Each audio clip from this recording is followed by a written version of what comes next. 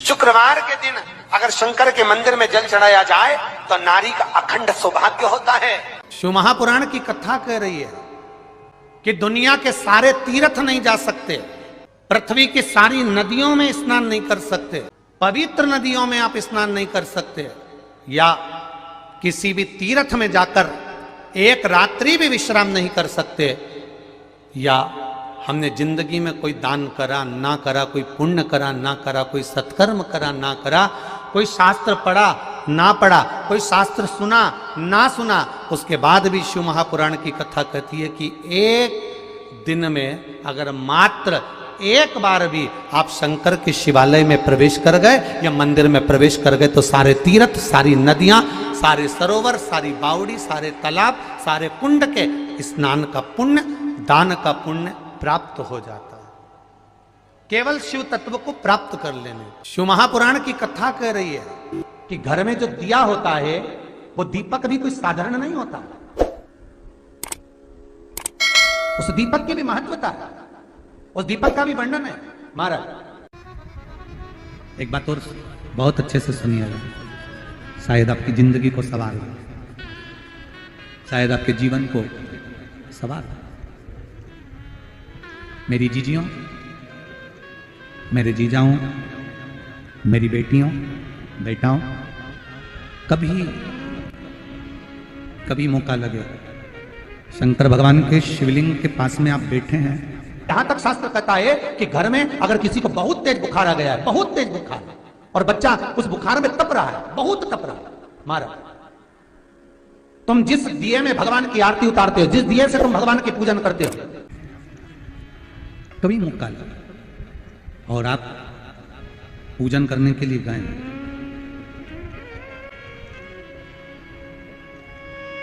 कभी पूजन करने के लिए, और आपको शंकर भगवान के शिवलिंग के पास में या शंकर भगवान के शिवलिंग के ऊपर कनेर का अगर पीला फूल देखा है ना आप लोगों ने, अरे बोलो तो जमके, देखा है? कनेर का यदि पीला फूल शिवलिंग के आसपास में या शंकर भगवान के ऊपर कहीं रखा हुआ भी दिख जाए, विषम परिस्थिति हो, बहुत हिम्मत ना हारते हुए, तभी भगवान अकेले में एकांत में आप पहुंचे उनके पूजन के लिए, कनेर का पुष्प वहां रखा है, चाहे वो जलाधारी पर रखा हो, चाहे वो शिवलिंग के पास में रखा हो, शिवलिंग पर रखा हो, उस कनेर के पुष्प को अगर आप 5 जगह का स्पर्श कराकर अपने हृदय की बात कहकर वापिस महादेव को समर्पित कर देते हो तो भी मेरा महादेव तुम्हारे दुख का निवारण कर देगा। अब वो 5 स्थान,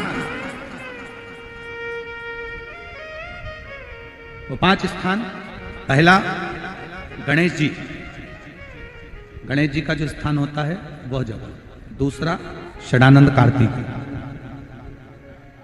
तीसरा अशोक सुंदरी वाला स्थान, चौथा जलाधारी जो ऊपर से बूंद बूंद जल नीचे गिरा रही है, जया, विषहरा, शामली बारी, दौतली, देव, शंकर जी की 5 बेटियों का, और 5वें नंबर का है शंकर भगवान के, जो कैसे वर्णन किया जाए, त्रिशूल के 3 भाग होते हैं। करें दर्शन आप लोगों ने, ये से सामने त्रिशूल लगा है, इस त्रिशूल के ऊपर देखेंगे तो 3 भाग दिख रहे हैं, नजर आ रहे हैं सबको? त्रिशूल का जो 3 भाग होता है, उस 3 भाग का जहां ज्वाइंट होता है, जहां मिलता है, एक जगह पर देखो तीनों भाग एक जगह पर मिले हुए, 3 भाग का जहां मिलन होता है, 5वां स्थान, ये 5वां स्थान, यहां पर स्पर्श कराकर शिवलिंग पर अपनी कामना कर कर श्री शिवाय नमस्तुभ्यम कहकर, बाबा से अपने मन की बात कहकर जो समर्पित कर देता है, हम 3 महीना भी नहीं कहेंगे, हम तो कहेंगे अगर ज्यादा दुख है 3 दिन इंतजार करना, मेरा बाबा उस दुख को मिटाएगा। 3 महीना बहुत दूर, पर करना है दिल से। और कई तरह के दीपक होते हैं, दीपक का भी विधान वर्णन किया गया, उस दिए का भी वर्णन किया गया। यहां तक शास्त्र कहता है कि घर में अगर किसी को बहुत तेज बुखार आ गया है, बहुत तेज बुखार, और बच्चा उस बुखार में तप रहा है, बहुत तप रहा है, महाराज तुम जिस दिए में भगवान की आरती उतारते हो, जिस दिए से तुम भगवान की पूजन करते हो, उस दिए की बत्ती को नीचे डाल दीजिए और उस दिए को पानी की बाल्टी में धो दीजिए। कौन सी बाल्टी में? जिस बाल्टी के पानी से आप बच्चे को स्नान करा सको। केवल भगवान पर से ले जाकर, पास में से ले जाकर उस बाल्टी में थोड़ी देर डाल दो और उस बाल्टी के पानी से उस बच्चे को स्नान करा दीजिए। 15 से 20 मिनट, आधा घंटा लगेगा बच्चे का। बड़ी बेचैन दिख रही हो तुम, क्या बात है?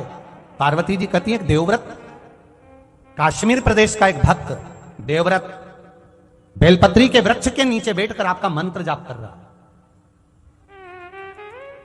मैं आपको जगाना नहीं चाहती थी, पर बेलपत्री के वृक्ष के नीचे लक्ष्मी झाड़ू लगाती है, सरस्वती वीणा बजाती है, इंद्राणी उस बेलपत्री के वृक्ष के नीचे जल का सिंचन करती है, 33 कोटि देवी देवता उस बेलपत्री के वृक्ष की जड़ में विराजमान होते हैं। इसलिए देवव्रत एक बार पंचाक्षर मंत्र बोलता है तो वो 33 करोड़ बार गिना जाता है। ऐसा बेलपत्री का वृक्ष होता है। बेलपत्री के वृक्ष के नीचे एक बार अगर भगवान का नाम लिया जाता है तो वो 33 करोड़ बार, 33 कोटि बार गिना जाता है। एक मंत्र केवल नमः शिवाय, ओम नमः शिवाय, नमः शिवाय, ओम नमः शिवाय, 33 कोटि बार गिना है। 33 कोटि, कितना सुंदर लिखा है। फिर वही वाली बात आ गई जो पहले कथा में कहा, अपने लिए अच्छा वाला घी छाट के लाना, अच्छी कंपनी का लाना, और जब यज्ञ करने बैठे, पूजन करने बैठे, हवन करने बैठे, भगवान का कोई पाठ पूजन करवाई, पूजा वाले दुकान पे बोलना कि पूजा का घी चाहिए। तो वो पूजा का सामान बेचने वाला भी चतुर था, उसने पूजा का ही घी दिया। तो इन्होंने पूछा, भैया ये घी कितने का? तो क्या 80 रुपए का? तो 80 रुपए का आधा किलो? तो क्या पूजा का है? भारत की भूमि पर, इस मृत्यु लोक में, पूरे विश्व में ऐसे कई घर हैं जिनके घर में गुजारा करने के भी आफत है। पहनने के कपड़े नहीं, किसी के यहां पर भोजन नहीं, किसी के यहां जमीन नहीं, किसी के यहां दुकान नहीं, कोई कोई पूरी जिंदगी किराए के मकान में निकाल देता है। नहीं, मेरा एक निवेदन है, इस कथा को जितने छत्रपति संभाजी नगर के श्रोता भाई बहन श्रवण कर रहे हैं उनसे निवेदन करूंगा, आप हाथ का ठेला लगा रहे हो, सब्जी का ठेला लगा रहे हो, फल का ठेला लगा रहे हो, धक्के की जिंदगी जी रहे हो, दरवाजे पर बैठे हो, कहीं ना कहीं तुम दास्य भाव की जिंदगी जी रहे हो, तकलीफ में जिंदगी जी रहे हो, बहुत दुख की जिंदगी जी रहे हो, बहुत कष्ट की जिंदगी जी रहे हो, उनसे केवल निवेदन करूंगा, 3 महीने 2 जगह पर जल चढ़ाना प्रारंभ कर दीजिए। केवल 3 महीने, एक शंकर भगवान के शिवलिंग पर, दूसरा बेलपत्री के पेड़ के नीचे, 2 जगह पर जल चढ़ाना 3 महीने लगातार चालू कर दो। बाबा तुम्हारा हाथ पकड़कर तुम्हें उन्नति की सीढ़ी पर चढ़ा देगा। हमें कोई चमत्कार करना नहीं आता, और ना हम कोई तंत्र विद्या या मंत्र विद्या जानते हैं, ना हमारे पास में बेल है, ना हमारे पास में भभूति है, हमारे पास में तो केवल शिव का नाम है। आप श्री शिवाय नमस्तुभ्यम बोलो, ओम नमः शिवाय बोलो, नमः शिवाय बोलो, चाहे महामृत्युंजय मंत्र बोलो, उसका स्मरण करते करते भगवान शंकर के शिवलिंग पर जल, और उसी पात्र में जो जल तुमने शंकर जी को चढ़ाया है उसमें से बचा हुआ थोड़ा सा जल बेलपत्री के पेड़ के नीचे चढ़ाना प्रारंभ कर दो। अलग से बेलपत्री के पेड़ के नीचे चढ़ाने के लिए अलग से लोटा भर के जल जरूरत नहीं पड़ेगी। जो तुमने शिव जी को जल चढ़ाया,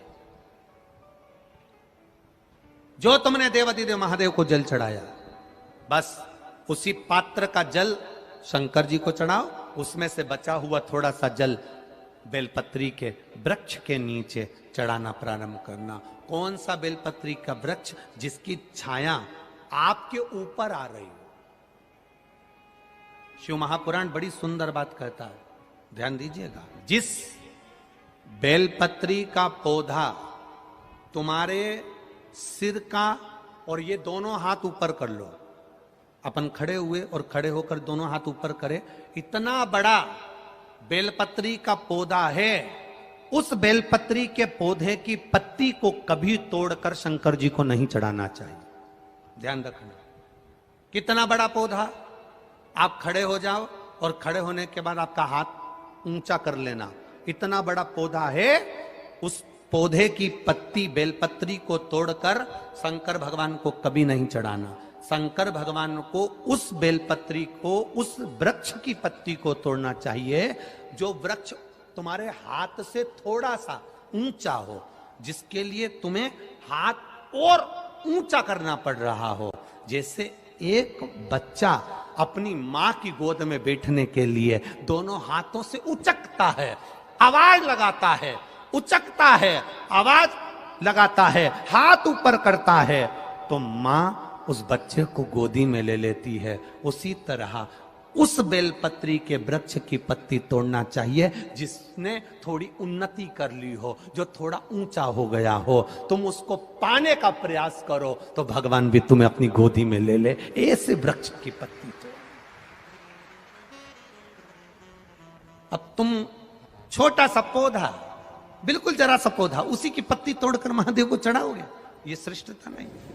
यदि बेलपत्री का पेड़ आपके यहाँ है और मान लो कई लोग बेलपत्री गमले में लगाते हैं या छत के ऊपर लगा देते हैं, बेलपत्री का वृक्ष जो होना चाहिए वो घर के ठीक पीछे के भाग में, पीछे के भाग। या बेलपत्री का वृक्ष अगर पीछे नहीं है तो आप अपने घर से जब बाहर निकलते हैं तो राइट हैंड की ओर बेलपत्री का वृक्ष होना चाहिए। आप जब घर से प्रवेश कर रहे हैं, बाहर की ओर निकल, वो सुख का अनुभव करा। यदि घर से निकलते समय बेलपत्री का पेड़ लेफ्ट में अगर आता है, आप जिस घर से निकल रहे हो लेफ्ट में अगर बेलपत्री का पेड़ आता है तो आप 1 रुपए कमाएंगे, 1.25 रुपए खर्च होगा, पैसा हाथ में टिकेगा नहीं। घर में 10 लोग भी कमा रहे हैं तो पैसा घर में दिखेगा नहीं, आएगा जरूर, सारे काम होंगे पर टिकेगा नहीं। यदि लेफ्ट में राइट भाग का बेलपत्री सुख का अनुभव। बेलपत्री का वृक्ष घर में लगाओ तो घर के पीछे के हिस्से में लगाना चाहिए,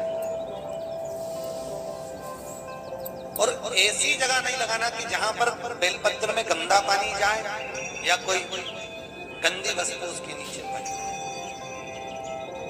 33 करोड़ देवी देवता बेलपत्री के पेड़ के नीचे सोमवार के दिन, कोई रविवार के दिन, कोई मंगलवार, कोई बुधवार, कोई गुरुवार, कोई शुक्रवार, कोई शनिवार के दिन बेलपत्री के नीचे आकर 33 करोड़ देवी देवता हो तब करते हैं, साधना करते हैं। बेलपत्री के पेड़ का बड़ा प्रमाण है। एक बेलपत्री ऐसी होती है जो कि शंकर पर अगर चढ़ी हुई है तो वापिस उतार कर धोकर फिर शिव को चढ़ा सकते।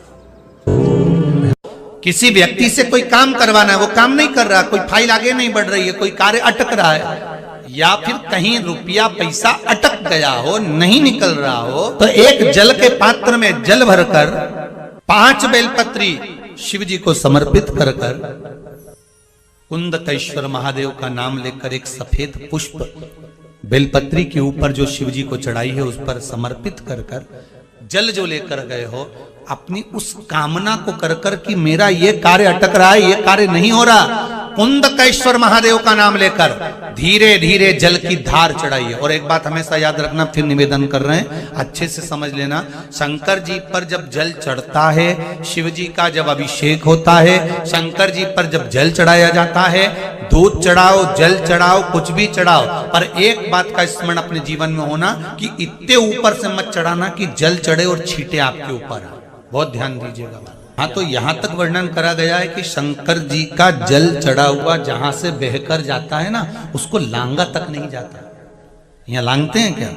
नहीं ना, परिक्रमा भी करेंगे तो वहीं से लौट कर वापिस डर जाएंगे। शिव जी का जहां से जल बहकर जा रहा हो, चढ़ा हुआ जल जहां से बहकर जा रहा हो, उसको लांगा तक नहीं जाता। और कई लोग बड़े बड़े आनंद में शंकर जी पे इतनी ऊपर से जल चढ़ाएंगे तो वो छींटे पूरे अपने ऊपर आना चाहिए, शरीर पर आना चाहिए। नहीं नहीं, उसका दोष है हमारा, उसका दोष है।